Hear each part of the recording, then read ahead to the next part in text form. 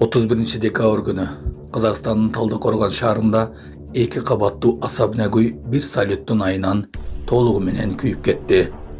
Bizde dağı dal uşunday okuya kattalgan.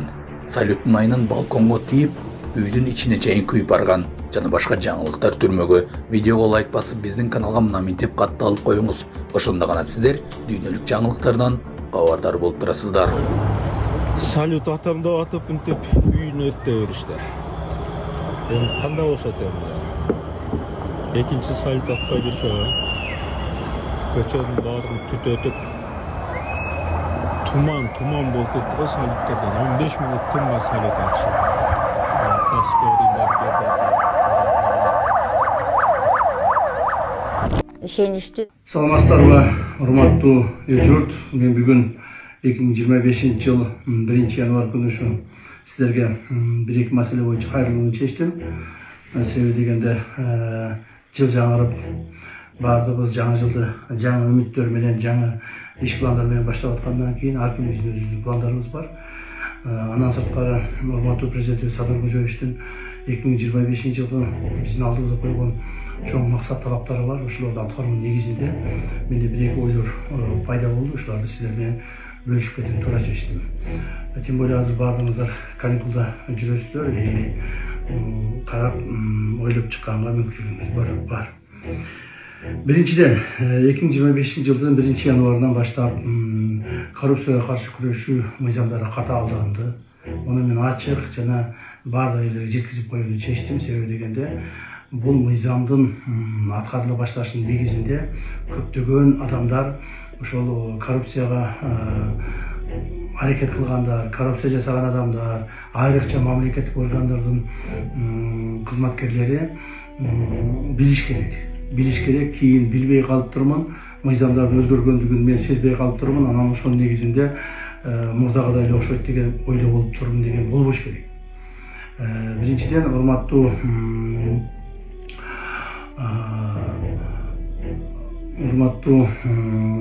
эл журт, 2025 негизги биздин максатыбыз бул 2025-жылдын 2025-2026 жылдары Кыргызстаныбызда коррупция деген илдетти жоюу, жок кылуу болуп эсептелет. Жана биз ушул максатыбызга жетишибиз керек. Эмне үчүн мен муну айтып жатам? Көпчүлүгүңүздөр ойлоп жатсаңыздар керек, коррупцияны жеңе албайсыңар, коррупцияны жеңүүгө мүмкүнчүл эмес, жана ал өтө кыйын деп. Туура, өтө кыйын. Жеңиш өтө кыйын. Күрөшүү дагы өтө кыйын. Бирок биз ушуну жеңебиз жана жок кылабыз деген максатыбызды алдыга коюп атабыз. 2025 жана 2026 жылдардын тегерегинде ушул коррупциялык илдеттер Кыргызстаныбызда болбош керек. Эсиңиздерде болсо керек, биз ушул маселелер боюнча мындан биринчи жылдар, 1-2 жылдар мурда уюшкан кылмыштуулук топторду дагы жоёбуз, аларды жок кылабыз деген маалда кээ бир адамдар, чын айтканда көпчүлүк эле адамдар ишенишкен эмес. Кээ бирлери даже бизди шылдыңдап чыккан. Жок эле нерсени айтып атасыңар, колуңардан келбейт деп. Себеби адамдар билген, бул уюшкан кылмыштуулук топ коомубузда толук бойдон коомубузду басып алганын, коомубузда алар мамлекеттик бардык бийлик органдарына аралашып, ошол элдин дагы ушулардын жоюусуна көз жеткен эмес. Кээ бир адамдар бизде түздөн түздө шылдыңдашкан. Бул дагы биз силердин кезектеги пиарыңар болсо керек, уюшкан кылмыштуулук топту жеңе албайсыңар жана колуңардан келбейт деп. Бирок мына азыр карабайсыңарбы? 2025-жылга кирип атабыз. Мен жоопкерчиликтүү түрдө Улуттук коопсуздук мамлекеттик комитетинин жетекчиси катары жоопкерчиликтүү түрдө айта аламын. Биздин Кыргызстаныбызда бүгүнкү күндө уюшкан кылмыштуулук топ жок. Кылмыштуу бандиттер, уюшкан кылмыштуу бандиттер жок болду. Туура кылмышкерлер болот, алар калган. Жана мындан ары дагы ар түрдүү майда кылмыштар жасалышы мүмкүн. Себеби коом болгондон кийин ушул маселелер толук туруп калыш кыйын экен. Бирок ошондой мезгилде жанагы уюшуп алып, бир башына туруп алып, жанагы айткандай, булардын тили менен айтканда мыйзамдагы ууру, положение, смотрящий болуп, райондорду бөлүп алып, облустарды бөлүп алып, баары жерлерге өздөрүнүн адамдарын коюп, мамлекеттик органдардагы органдардан толық маалыматтарды алып, алардын ичине адамдарын коюп, артынан саясатка чейин киришип кеткен уюштуу кылмыштык топ бүгүн жок. Жана мындан ары болбойт. Мен муну жоопкерчилик деп айта алам. Мындан ары биздин жеке ишкерлер, мамлекеттик органдар, жөнөкөй адамдар эч кимден коркпостон, үркпөстөн, өзүнүн бизнестерин жүргүзүп, эч кимге эч нерсе төлөбөстөн, эч кандай бир бирөөлөргө чурка барып, мен жумушум чечип бер деп жанагы уюшкан кылмыштыкка барбастан мамлекетти кайрыла турган болот. Мамлекет мындан ары буюрса, мыйзамдын чегинде ошол адамдардын талаптарын аткарууга милдеттүү болот. То есть мен дагы бир жолу айтып коеюн, бүгүнкү күндө Кыргызстаныбызда уюшкан кылмыштык топ деген жок болду. ОПГ деген жок мындан ары. Мына биз ушуга жетиштик. Ошондой эле коррупцияны дагы жойгонго жетишебиз, Кудай буюрса. Ошого аракетибизди кылып атабыз. Ошого мына күч аракетибизди жумшап атабыз. 2025-жылдан баштап мыйзамдарга өзгөртүү киргиздик. Жакында эле урматтуу президентибиз Садыр Кожоевич кол коюп берди ошол мыйзамга, киргизилген өзгөртүүгө киргизилген мыйзамга. Ал мыйзамдын негизинде бизде эмне болот?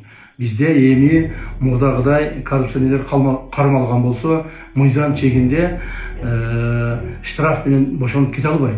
Штраф дегенди алып салып. Мындан ары эми ошол коррупцияга байланыштуу кылмыштар менен кармалган адамдар сөзсүз түрдө түрмө мөөнөтүн алышат. Бул мыйзамдын чегинде түрмө мөөнөтүн алышат. Бул бир.